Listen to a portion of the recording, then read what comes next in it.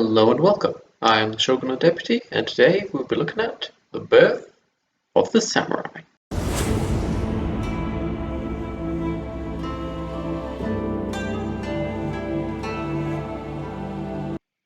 One of the first mentions I could find of Japanese soldiers before the birth of the samurai can be seen when China commanded Japan, which at that point was considered their vassal, to attack Korea.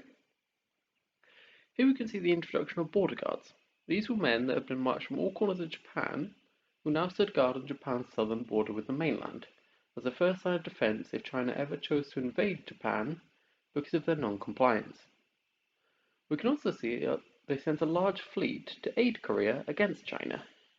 However, this plan failed as the fleet was attacked and sunk by Chinese ships. We can also see from battles such as the power struggle between Prince Owama and Prince Otomo, sorry for butchering the pronunciation, that they seem to be using Chinese tactics as well as Chinese armor and Chinese weapons. These included swords which were usually straight and double-bladed, completely different to the swords the samurai would later come to use.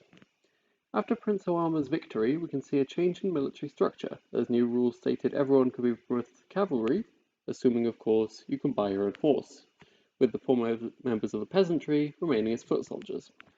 In the years 774 to 812, very little thought was given to the Chinese invasion, and instead forces were sent on large expeditions against the native Emishi, who lived in northern Honshu.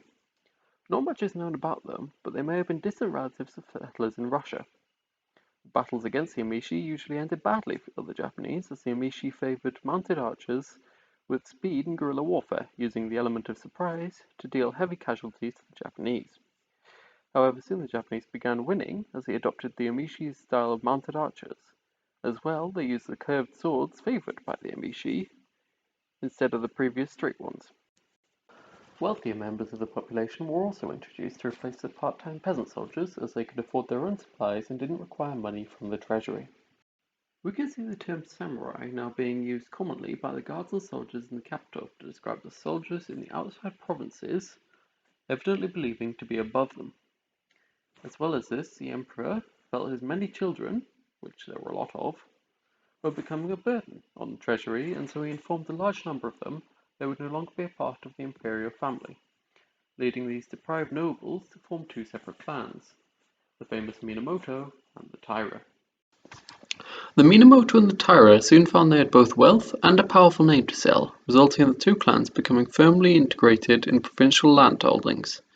But as the two clans became more powerful and more influential, conflict between the two was soon to erupt, and that's exactly what happened in the Genpei War.